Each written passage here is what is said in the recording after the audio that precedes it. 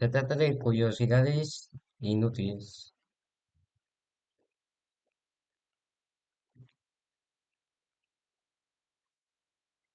I've made a number of videos focusing on many characters throughout Touhou at this point, and as a result, I've come across a lot of neat information regarding those characters that I've been glad to share. So now I'm doing a video naming one piece of useless trivia for every official character in the series. Some of these may be rehashes of things I've mentioned in previous videos, if I think they're interesting enough to reiterate. But for the most part, I'll try to choose trivia that isn't too basic, while also trying not to choose something extremely boring for the sake of uniqueness. Now then, I'll be going in game order and order of appearance, and I am including PC98. Please forgive the extreme lack of trivia to pull from here, but I hope you find at least a quarter of them interesting. Reimu's full name, Hakure Reimu, is the same in both eras of Touhou, though the kanji used is slightly different. Here is PC98 Reimu's name, and here is Windows Reimu's name. The character for Rei is slightly changed, but the reading is basically the same. Sengyoku is often regarded as three individual beings, but you only ever see one of them at a time in-game, the orb being the most prominent during the fight, and the only form in the ending art. The kanji in the background of Yugen Magan's fight changes color based on the attack it's using. Elise is one of three characters in the series that can turn into a bat, but she is the only one who can be damaged in this form. One of Sariel's fight backgrounds shows an image of Reimu that isn't present anywhere else in the game. Mima appeared on the cover of Aku's Untouched Score Volume 4 in 2007, making this the only canon appearance Mima has ever made in the Windows era. Kikuri's in-game sprite makes her look like an image carved into a surface, though the ending art depicts her a lot more unrestrained from her disc, implying a flexibility to the female form within the moon that is often seen in the few fanworks she appears in. There are two characters on the left side of Kongara's outfit that are extremely hard to make out. Through bombing or pausing, you can change most of the game's red into green, better revealing the characters, though I still don't know what it says. Genji is the only PC98 character with dialogue not mentioned in the Mystic Square all-cast extra credits. Rika's little sprite before the pre-fight dialogue is animated, waving her cape. That cape isn't reflected in her portrait art at all. The type of sword Maeda uses is unspecified, and comparing it to Yomu, while a bit unfair, shows it's likely not a katana. However, many fan depictions of Maeda feature a katana, and it's likely due to her Mystic Square all-cast title of Samurai. The 5 Magic Stones are the only end-stage boss in the series without an official name. Marissa's name has a typo in-game, using the kanji for pair instead of logic. The correct spelling was used in the game's omake and bad endings, as well as every other Marissa appearance to date. However, this typo is used by Japanese fans to refer to PC98 Marissa, specifically the redhead version. The explosion caused by defeating Evil Eye Sigma is an active hitbox. I hope no one has lost a run to this by accident before. Ellen's character select and omake simply refer to her as Ellen, though the dream text file refers to her as Fluffy Ellen, and she introduces herself as that to Yumemi. Kotohime is the only character in the series whose title features the kanji for Danmaku. One of Kana's most iconic features in fanworks is her stop sign, though this has never appeared in-game. It actually stems from an old Zun music comment on her theme, though this comment itself never specified a stop sign in particular. Rikako's theme does not loop for nearly 5 minutes, 4 minutes and 57 seconds to be exact. Zun acknowledged the song's length in his music comment, stating that at about 5 minutes per loop, it's the longest in Touhou, a statement that still holds true over 27 years later. Chieri's alternate outfit is actually a different character. Her story and ending explain that Blue Chieri is from the outside, while Red Chieri is a Gensokyo native who can use real magic. However, despite this, her attacks still look like Blue Chieri's fake magic. Yumemi's story mode AI is programmed with the intent to never take damage in the first round if you haven't used to continue by that point, and this applies to every difficulty. It's still possible to win this round, but it really seems like you weren't intended to. In Reimu's ending, there's a long-haired green robot serving her, though in the ending, Reimu laments to Marissa about Rukoto's inability to clean. Then Rukoto, with a broom and obviously short hair, walks in to ask Reimu where she was supposed to be sweeping again. So who the hell is this long-haired girl next to Reimu? The very last line of Marissa's ending has Mimi-chan saying Kyun, which means Mimi can speak, meaning it might be sentient. Orange's hair turns blue during her final phase, all 3 seconds of it. If your rank value is too low on easy mode, then during the Kurumi fight, the game will crash. Ellie takes more damage when timing down her phases than shooting them down. If you time out all of her attacks, she'll die when the 5th and final phase is supposed to begin. Yuka doesn't use her trademark parasol at all in Mystic Square gameplay, though it does make appearances in some of her endings. Sun's comment on Mugetsu's theme seems to suggest that Mugetsu isn't actually a maid.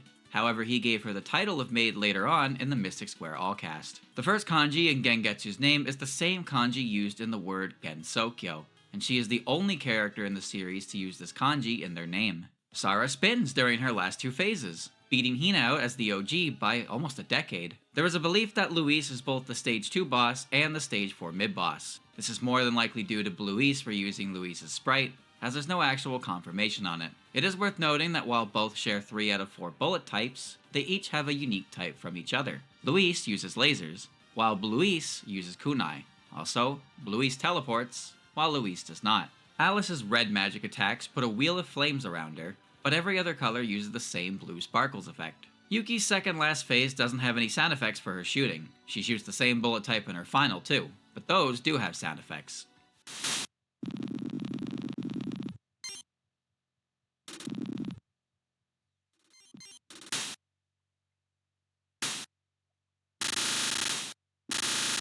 The dialogue you get when shooting down Yuki or Mai is the same for all characters, except when Mima shoots down Yuki. Instead of Mai saying she's no longer being dragged down, she refers to Yuki as the dead weight being gone. The Mystic Square Omake states that Yumeko is throwing whole-ass swords, not knives. Zun made a new theme for Shinki for the 2008 DNA Software's fan game Magus and Mystic Geometries, titled An Ordeal from God. This is currently the newest theme of a PC98 only character done by Zun to date. PC98 is finished. Now starts Windows. Just popping in for a breather, and to tell you that written work characters will be mentioned by release date as if they were games, with one exception. Although a very popular outfit design for Reimu is giving her Sarashi, Zun has never drawn her wearing it, and the few times you can see that area on his art always depicts an undershirt. There's a popular belief that Marissa's signature Master Spark was taken from Yuka. What's funny about this is that Yuka is the only pre-Windows UFO character to not have an article in the Grimoire of Marissa. Even funnier, Marissa's non-directional laser is blatantly taken from Patchouli, but it's absent from her entry in the book. The actual reason for these is that Yuka has no spell cards to write about, as POFE's attacks aren't included, and Patchouli's lasers are non-spells, not spell cards. Perfect Memento in strict sense mentions that Rumia is basically always cloaked in darkness, but the only time she seemingly isn't is on nights of a new moon. Aya's article on the Scarlet Mist incident in Bohemian Archive in Japanese Red illustrates Reimu's encounter with Rumia, and while the location is slightly off, you can't see any moon, meaning EOSD Stage 1 could have taken place on a night of a new moon. However, with Stage 6 being on the night of a full moon, Stage 1 would have had to take place weeks before the rest of the game. Daiose got an updated boss sprite for Great Fairy Wars that is noticeably larger than EOSD's. Chirno has a different spell card in the earliest version of Perfect Cherry Blossom. This spell card was called Freeze Actress, and it was replaced with Frost Columns. Freeze Actress was never seen again. Due to the nature of Mei Ling's inclusion in Immaterial and Missing Power and her story in Hisotensoku, nothing she does in either game actually happens. The only arguable exception is her first fight against Patchouli, since it's unclear if she had fallen asleep by that point. Koakuma's cameo in Strange and Bright Nature Deity led to the belief that there was more than one Koakuma, due to the differences in hair length. Patchouli has no spell card that combines the elements of wood and earth. This is the only combination of her 5 main elements to not have any spell card attributed to them, unless you count Philosopher's Stone, which uses all 5. Sakuya's EOSD Omake gives her an age range of 10 to 20 years old, while Sakuya apparently stated in Perfect Memento in strict sense that she was in her early teens. And if you want to go off her debut to now, she's comfortably over 21. Remilia's most used title, the Scarlet Devil, comes from the fact that she is a messy eater, often staining her clothes red in the process. This is mentioned in both of her EOSD Omake and her article in Perfect Memento in strict sense. Flandre is often referred to in fanworks as Imoto-sama. Imoto-sama! It is a very popular nickname for Flan. However, it was only ever used in canon once by Patchouli during her mid-boss text against Marissa. Aku claims that there are no reports of anyone seeing Letty outside of winter. However, she makes a cameo in Hopeless Masquerade, a game set in summer, even if Hopeless Masquerade happened after the fact.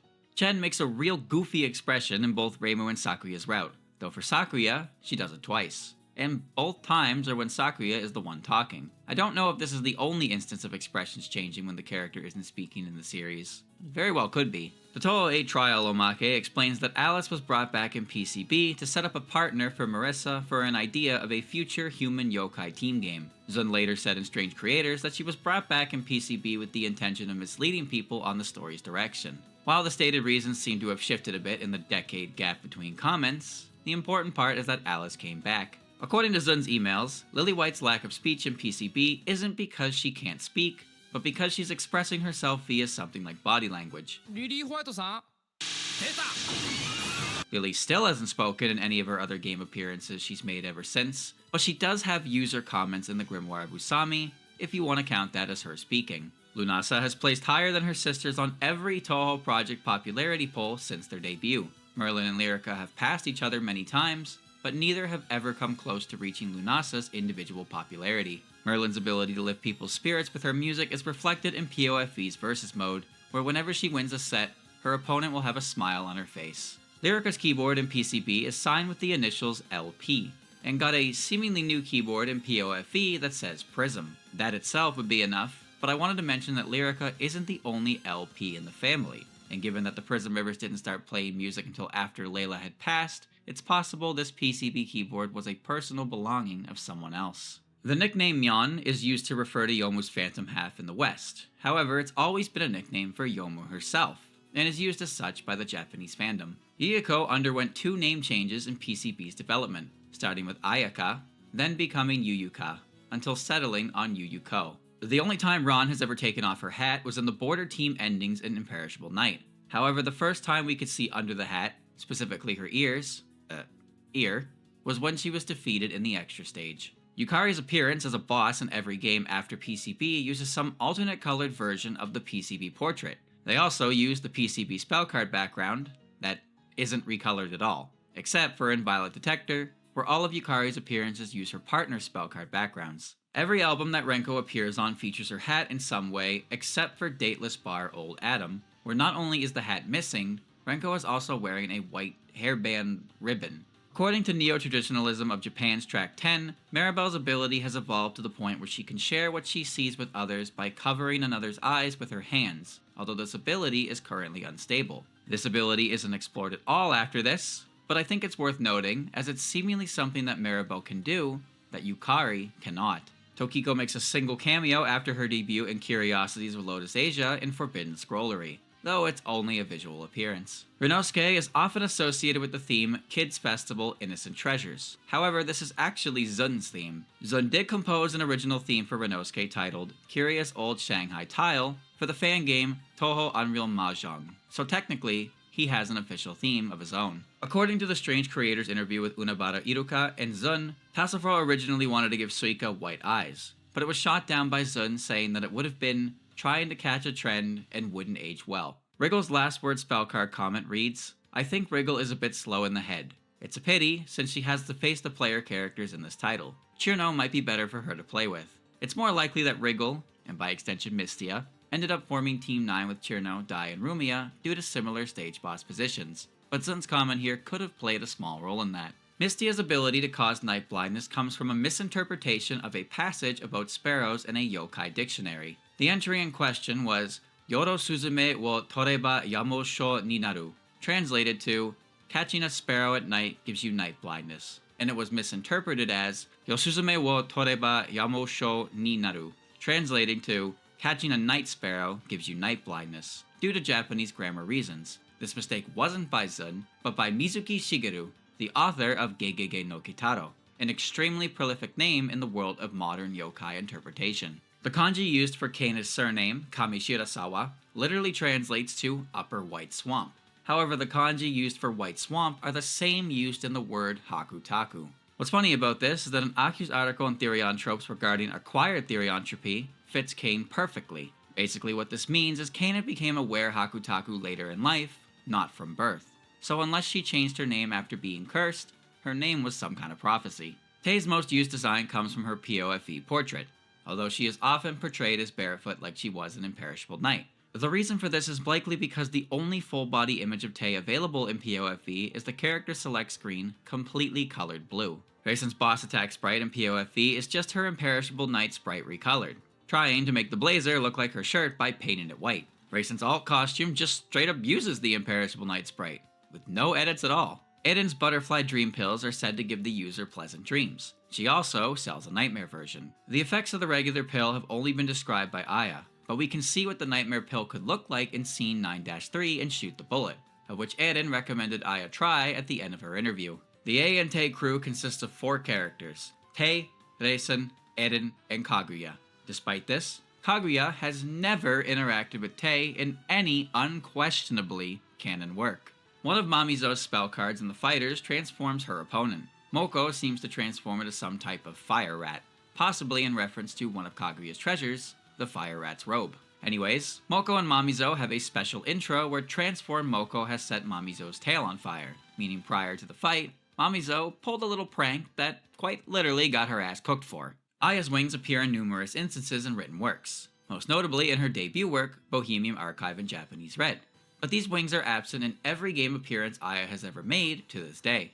Medicine is often shown with her little doll pal, but there are a couple instances where it's missing. Her back sprite, this cameo in Wild and Horn Hermit, and most notably, her POFE ending. There have only been 3 instances since Yuka's return to Windows where she has appeared in canon without her parasol. Komachi's POFE Omake states that she demands spirits to pay with all they have, and those that hesitate to do so are thrown into the river midway. Perfect Memento in strict sense assumes that if your assets dip into the negative, you'll never reach the other side, and likely end up tossed in the river. Eiki's pre-battle dialogue with Komachi does have Komachi slip about how bad guys often have interesting life stories, so it's actually believable that she would ferry them to a certain extent before tossing them overboard, instead of just refusing to ferry to begin with. Eiki's AI works similarly to Yumemi, in that she won't take intentional hits in the first round, though I don't know how it works when a continue has been used, and this doesn't apply on easy mode. Interestingly, Eiki slightly differs in that if you enter her stage with 0 lives remaining, she can take intentional hits in the first round, but not until nearly 5 minutes have passed. Out of the golden era, are you still with me? Take a moment to recollect, and let's continue. Aku's debut appearance was Aku's Untouched Score Volume 1, released about 7 months prior to Perfect Memento in strict sense. She's mainly categorized with the written work characters, but technically she is the same as Renko and Maribel. Reisen falls out of the sky wearing the exact same outfit as the Earth Rabbits, as somehow she had heard on the moon that Earth Rabbits dress like that. You can see other Moon Rabbits in Chapter 7, albeit for 3 panels, all wearing casual clothes, and Reisen is now in Lunar Defense Corps uniform, before she is drafted into the corps by the Watatskis. So on top of where she got Earth Rabbit clothes, where did she get the blazer and skirt? Yorihime's character sketch doesn't feature a sword, but does show a purple notebook. This notebook can be seen on Yorihime a few times throughout Bugetsu Show. Zun's comment on Yorihime in Who's Who states that this notebook is actually a computer in the shape of an old book. Much like her sister, Toyohime's character sketch doesn't feature her signature weapon. According to Zun, it being a fan was Aki Eda's idea, as Zun didn't explain the weapons to them. If you delay shooting down Shizuha's first non, you can effectively play the rest of the stage with Shizuha as a special guest. Minariko smells like sweet potatoes. She tells Reimu that freshly harvested sweet potatoes make up her perfume. The purple aura that surrounds Hina in-game is the misfortune she's gathered. This aura actually moves around during her attacks, and the majority of her Danmaku comes from it, and not Hina directly. Nitori is a bit infamous for having undergone a personality change come Hopeless Masquerade. According to an interview with Zun and Unabara Iruka in Strange Creators, it was a pretty deliberate decision from Zun to make her like this. Iruka even comments, "Wow, she's nasty." Tamino Momiji's non doesn't clear the screen of her bullets. She also shares the same enemy intrusion deal as Shizuha.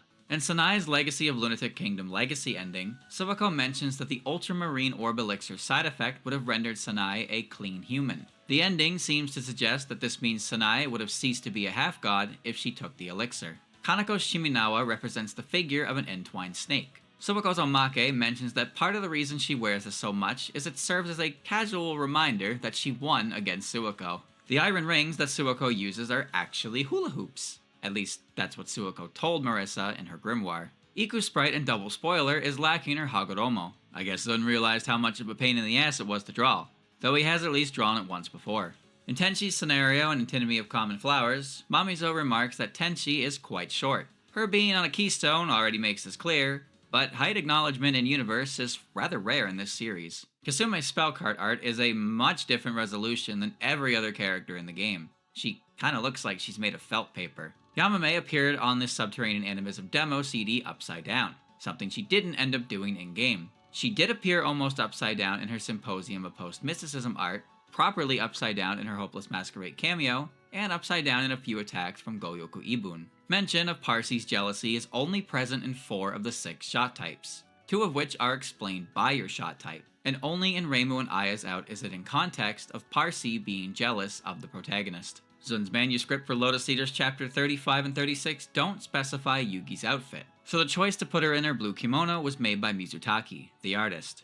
Not terribly surprising when you consider her last official appearance at the time was Goyoku Ibun. Marissa claims that Satori's mind reading only extends to what you're currently thinking, so she uses terrible souvenir to dig up past trauma, which makes sense when you look at how the fight works. However, both Aya and Hatate's capture comments of vague recollection of Kinkakuji make it clear that it was in fact a vague recollection, meaning to a certain extent, Satori can read older memories without hypnotism, though to begin with, the original comment was written by Marissa, and never actually confirmed by Satori herself. Unlike Chen, Orin seems to lack her tails in human form. The earliest instance where this wasn't true was her famous Hopeless Masquerade dance. Then again 4 years later in the Underworld tour ad in Alternative Facts in Eastern Utopia. Human form Orin with tails has been more common as of recent, present in her unfinished Dream of All Living Ghost Sprites, this page in Lotus Eaters, and Cheating Detective Satori. Satori's Grimoire Marissa portrait shows Orin and Oku in their animal forms, and we can see 3 legs on Oku. This means that Oku can still go Raven form,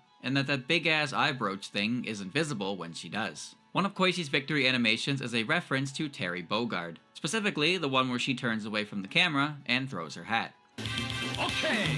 Nazarin's pre-battle dialogue with Seiden suggests that Nazarin currently lives at Myoden Temple, though it was claimed by Akyu in Symposium of Post-Mysticism that Nazarin lives in a cottage out by Muenzuka, and only visits the temple at Sho's request. Granted, Akyu's information is 11 years prior to this conversation. Symposium of Post-Mysticism lists the Hakurei and Moria shrines as main places for Kogasa activity, but the article only talks about the human village and Myoden Temple. Moria Shrine could be explained from her defeat text in Sanae B route, though there's not really anything specific for the Hakurei Shrine, as at the time, Kogasa making Reimu's needles wasn't a thing. Both of Ichiden's wind poses have alternate versions. Sometimes the bowl is replaced with a wooden fish that she continuously hits, and the more notable, her idle wind sometimes takes her zukin off, fully revealing her hair. Hatate's comments on Murasa's scenes confirm Murasa's ladle is bottomless, though the only appearance she's made where you can clearly see this is her cameo in Lotus Eaters. Bonus fact, Hatate theorizes Murasa used anchors due to her ladle being bottomless, and while the next scene confirms her ladle works just fine, she also was shown in Symposium of Post-Mysticism sinking Komachi's boat with a bucket, so the idea that she uses more than her ladle to sink still holds water. Sho appears in the opening of Hopeless Masquerade when it mentions the religious factions making their move. Miko, Futo, Reimu, and Byakuten are all visible and playable, though in Sho's case, she's only a cameo, and Ichiden, who's missing here, is playable instead. Byakuten's air scroll is a magical item she made while in Makai that contains the sutras required for her to activate her superhuman abilities. Symposium of Post-Mysticism notes that this thing apparently has an auto-chant mode by waving it over your head, which explains why Byakuten is able to do all she does during the UFO fight. According to Zun in a Strange Creators interview, Nue being either a Nue or a little gray type of alien was a last-minute decision, stating that if she was an alien, she would have overlapped with the lunar capital, which would result in Zun having to develop what space was like, which he thought would be a mess. It does beg the question though, if Nue did end up as an actual alien, would her name still be Nue? Hatate is the only playable character in the series to not have her own theme. Sunny Milk was blonde, an Eastern and Little Nature deity. Luna's dress showcases the lunar cycle on it, a detail that was originally done by Zun. According to Hirasato Makoto's artist comment for the Three Fairies of Light's Who's Who entry, Luna was the only fairy of the three that Zun incorporated a light motif on. Sunny's sun sleeves and sash, and Star's star pattern along her outfit were designed by Hirasawa to match Luna. Interestingly, there is an image of Sunny Milk drawn by Zun where you can see a little half-sun on her sash, that dates back to Eastern and Little Nature deity. Star's eye color was changed from gray to yellow come Strange and Bright Nature deity. While not the only change, the significance of this particular one is that the three fairies now reflect each other's general color, with Luna having red eyes, Sunny having blue eyes, and now Star having yellow eyes. An interview with Zun in Chara Melfebvre mentions Kassan and Byakuten were potential extra stage bosses for 10 Desires. A fan-made Phantasm stage for the game, presumably made not that long after this interview, featured Kassan as its boss. This Phantasm stage is not downloadable anywhere, so this video on screen might be the only record of the original script left. The Strange Creators cross review for 10 Desires states that Kyoko is very good at reciting sutras, but doesn't understand them in the slightest. Yoshika's Boom Boom Maru article says that there is no way to communicate with her at all about her intentions, so Oren was called in, as she is able to talk to corpses. That makes sense, except all of the playable characters were able to talk to Yoshika just fine. The only explanation outside of, it's a game, is that Yoshika learned to communicate between the article's date and the 10 Desires incident. Seiga is referred to as a wicked hermit by a number of characters who know her, one of which even being Zun. An interesting exception is Kassen, who wonders if extending one's lifespan is truly a wicked thing, although Kassen doesn't seem to know anything about Yoshika when considering what else would make Seiga a wicked hermit. Tojiko's skin is a noticeably pinker tone than every other character in the game, and, well, the series for that matter. You can't even attribute it to her being a ghost since Yuuko is in the same game and looks nothing like it. Futo's Strange Creator's Zun comment states that the ribbons tied to her hands, feet, neck, and hat all correspond to the 5 colors of feng shui. Her fighting game appearance adjusts her outfit to give a purple bow tie and make one of the yellow feet ribbons blue, so she still represents the 5 colors, but in a much clearer, and frankly nicer looking, way. Symposium of Post-Mysticism refers to Miko's earwear as earmuffs, whereas prior in the Shada Malfebvre interview on 10 Desires, Zun referred to them as headphones. Regardless of which it is, or if it's both, the important part is that Zun made Miko's crazy hair tufts as a stand-in for her ears. One of Mamizo's portraits in Hopeless Masquerade gives her 6 fingers on her raised hand. If that wasn't enough, one of her intros is her showing off her figure, except it was just a tanuki, and her barrier block turns her into a Jizo statue, like Mario's tanuki suit. I couldn't settle on just one Mamizo appearance, so I included more than you wanted, just like Zun. Kozuzu's character title and character theme share the same name, that name being the bibliophile with a deciphering eye. Kokoro's special intro with Hitori can pull from 3 different masks, one of which is a silver Hisotensoku mask,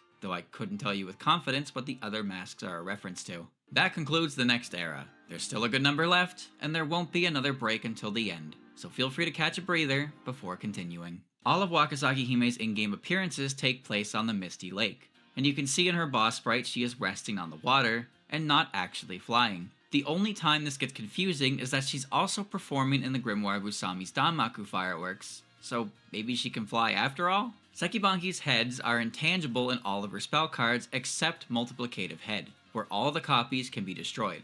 Interestingly, the head directly above Sekibanki can be destroyed as well, but it has significantly more health than the other heads. Hitting too close to Banki's body creates a constant pink wave of bullets, and of course the timer, so you'd never be able to do it in a real setting.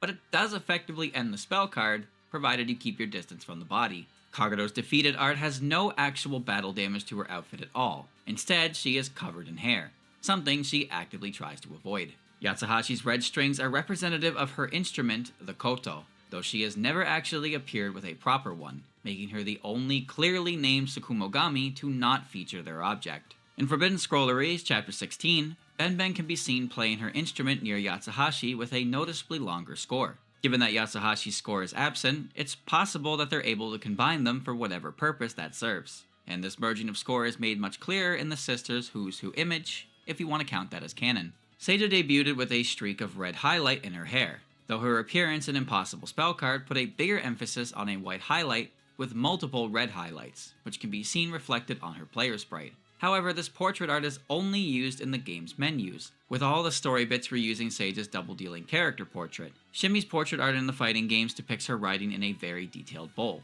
However, the bowl she's riding in her player sprite is much simpler in design. What's neat is that simpler design is actually the same design as the bowl she wore on her head in her debut.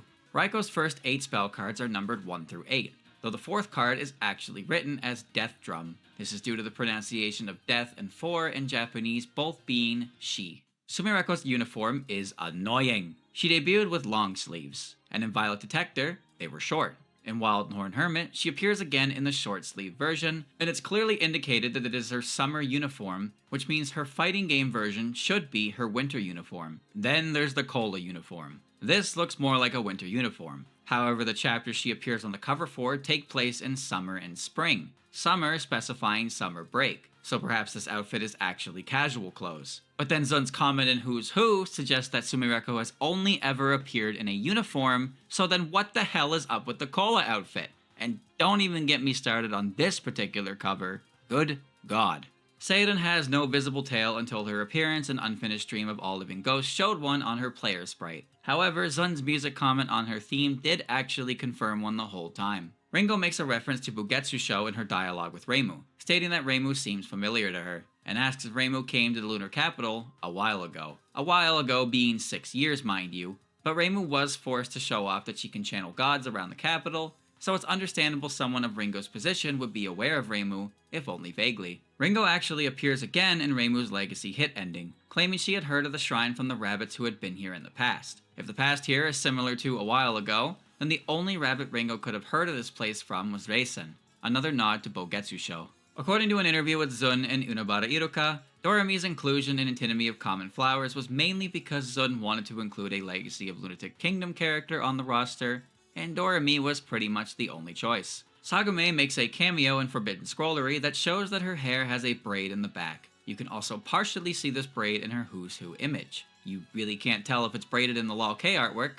and the Alternative Facts in Eastern Utopia article images make it look like nothing more than a small ponytail. According to Hirasawa Makoto's interview in Strange Creators, the decision for a 4th entry in the Sengetsu series was made near the end of the 3rd one. Legacy of Lunatic Kingdom, specifically Clown Piece, happened about a year prior to Visionary's debut, with Makoto stating that it was really all a coincidence. Junko's Omake states that it was a human that appeared before her with impurity wiped away, likely due to the use of some drug. This Omake would mean that Reisen's route isn't possible, nor would Sanai's point device route. All the Legacy self-clear endings mention not using the elixir, while none of the no-miss endings mention using it. This is due to the ending for the no-miss Legacy being the same as the point device clear. Sanai's self-clear ending suggests a possibility that all of the Junko defeated endings are obtained through Legacy no-miss, not point device. Sidetrack aside, the initial point here was that Junko's Omake is unreliable for canon. In an interview in Strange Creators regarding LOL-K, Zun mentioned his design philosophy for Hekatia was a simple but a little weird appearance. The planets Hekatia carries were the intended weird appearance, and the simple part Zun settled on was her t-shirt.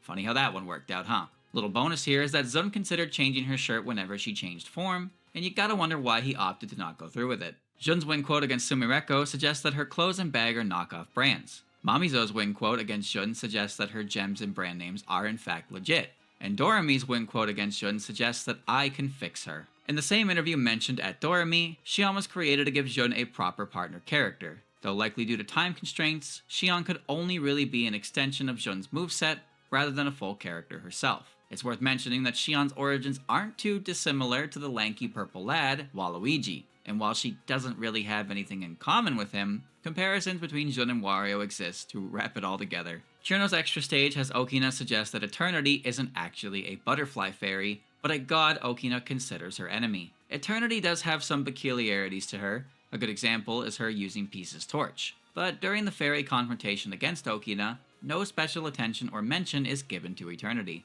This could mean that Churno's extra stage isn't canon, however a few aspects suggest otherwise. First is that in the extra stage, Churno forgot who Okina was and remembered upon confronting her. And in Visionary, Churno figured the culprit had to be the back lady. The other is that Okina only offered Churno a job upon clearing the extra stage, and in Visionary, Okina remembers Churno and asks if she had decided to work for her after all. Nemono is the only one of the first 4 bosses in the game to not know one of the protagonists. This is reflected in the endings, where An is in Reimu's, Narumi is in Marisa's, and Eternity is in Churno's. If you're wondering who appears with Aya, it's actually a rare Hatate appearance. An's final spell card splits her in 2, a reference to the fact that Komainu come in pairs. Zun's music comment on her theme states her character concept as a single divine beast acting as a pair. According to An's Grimoire Busami comment, An can't make both move independently, and she doesn't like doing it for long due to how tiring it is. In the final stage of An's route in Unfinished Dream and All Living Ghosts, An laughs at Yashie's plan, claiming that she is a pair of divine beasts and that there are 2 of her. I guess what I'm getting at here is, how exactly does An's other half even work? Narumi's cameo in Wildenhorn Hermit is the only time she has appeared in canon without any snow covering her hat. Marisa's extra stage clear has Okina offer Marisa a servant job, asking Marisa who she would like to be, then stating that Tereda in charge of life energy, or Nishida in charge of mental energy. While it's not exactly clear, it's possible that Mai and Satono's last names are more so titles given by Okina to distinguish her servants' roles. Since these two are always together, they'll share both entries. Yukari mentions in the Grimoire Busami that Satono and Mai are stuck in the space between human and yokai. I suppose that could categorize them as human, yokai, or species completely unique to them. Okina's final spell in Stage 6 steals the player's subseason, rendering it unusable. However, there is a window where you can release before Okina snatches it, and deal damage to Okina. This damage is most notable with the winter subseason. Eika's portrait art skin color is notably darker than the other characters, though her boss sprite skin color is about what you'd expect from Zun. All of the natural born Oni characters have chains of some kind attached to them, usually their wrists. Urami is an Ushi Oni, a type of Oni, and this chain is present on her design. It's a rather small feature that is only visible on one side, and it kinda looks like it's part of her footwear. Urami's Who's Who portrait makes the chains a lot more noticeable, and you can see them on both legs. While one of Kutaka's expressions does indicate the little chick in her hair is chirping, none of the portraits change the chick's expression. In Goyoku Ibun, however, the majority of Kutaka's portraits show the little chick emoting to match Kutaka's expression. Bonus trivia here is Kutaka's whistle originates from this game, and it's currently her only appearance with it. Yachie received a rather surprising amount of changes from 17 to 19, the notable ones being her eyes going from red to yellow, and the absolute size of her tail. Her tail is so big that it extends into other characters' screen real estate, and the game itself takes a couple cracks at it. Examples being Yuma saying she wants to do the giant swing on her tail, and from Yachie herself in the mirror match when quote, questioning if her tail got bigger. Mayumi's only used bullet type are arrow bullets. Notably, her only personal contribution to her spell cards are single waves of purple bullets, with the exception of her final spell, where she doesn't shoot anything at all. Keiki's spell cards more or less follow the same name convention. The easy and normal versions are referred to as sculpting arts, while the hard and lunatic versions are referred to as creatures. Her last three spell cards are the same regardless of difficulty, with the third from last being a sculpting art, and the penultimate being a creature. Don't ask me about Idola Diabolus though. We can see Saki without her hat on in Zamu's ending, revealing a distinct lack of animal ears. Saki has visible wings and a tail, so it's strange to see the arguably most prominent aspect of the animal girl missing. Though given this is only visible in an ending, it's very possible Zun simply forgot about them. It took 28 months from Cheating Detective Satori's first chapter to reveal what Mizuchi looked like. All of Mioi's promotional appearances feature the Ibuki gourd on hand. While yes, she does possess the gourd, she doesn't actually possess the gourd. Side note, as of this writing, all of Lotus Eater's volume covers feature some kind of alcohol container in them, except for volume 6, unless Aya can drink her pen. Yuma makes a cameo in Lotus Eater's chapter 36 and chapter 48. As of chapter 36, Goyoku Ibun was her only appearance, and her cameo reflects that. However, by chapter 48, Unfinished Dream of All Living Ghosts had released, and Mizutaki did in fact draw Yuma according to Zun's domesticated version of her. As Mike is the first boss of Unconnected Marketeers, you'd expect her to explain the rules of the game to the player.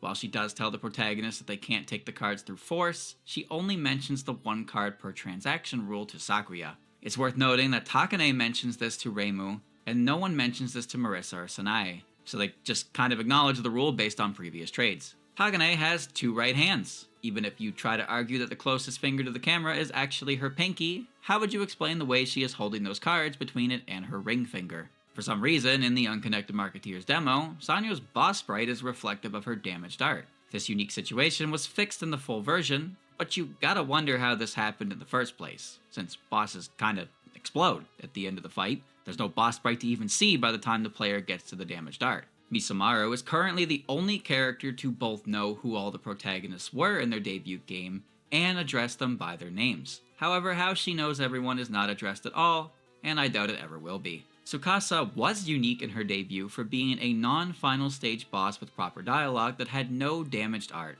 as while Sagame doesn't use one either, she is confirmed to have one. This changed in Unfinished Dream of All Living Ghosts, where we can now clearly see some form of black underclothes, which, when you think about it, matches her personality quite well. Megumu's response to Tsukasa attempting to fight on her behalf is the same for every character except Reimu, where instead of just calling Tsukasa a weakling, acknowledges she couldn't handle such an opponent. This uniqueness extends a bit further with Tsukasa's final line in the stage, where she exclaims that Reimu will do a proper job for them, as opposed to simply remarking on Megumi's method of betrayal. In Sakuya's alternate ending, Shimada tells Sakuya that she can open a market as long as a special event occurs, giving examples such as a meteor impact or volcanic eruption. While one of these did actually happen at the SDM, they settled on painting the ceiling like a rainbow to host indoors. Momoyo's Dragon Eater spell card is a bit buggy, or I guess a big buggy. Around the 20-second mark, the clutter of bullets stopped dispersing, but continued to spew bullets from them anyways. This might be the only spell card in the series that has never been timed out due to the absurdity of this error.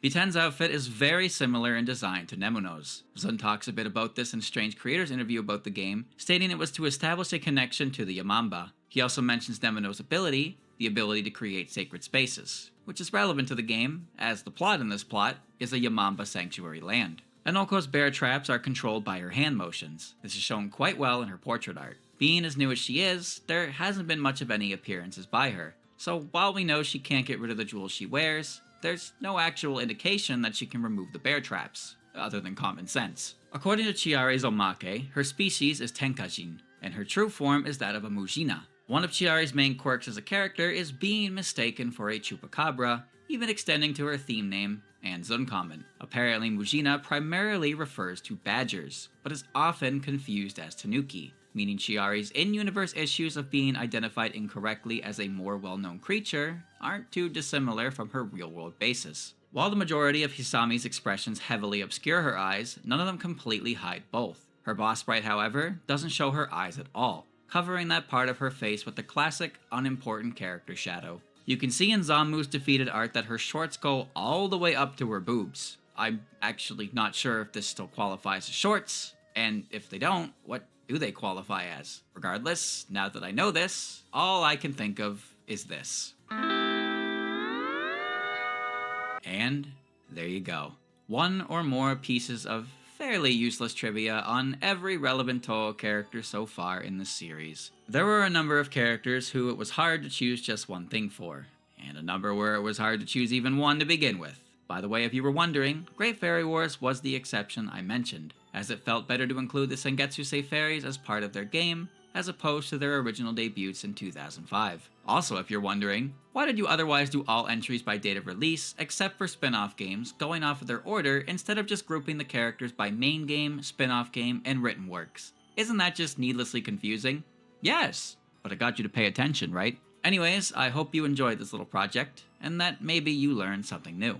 This video has gone on long enough, so I'll see myself out with this. No trivia is truly useless if it's related to your favorite Touhou. Thanks for watching, and I'll see you during the next incident.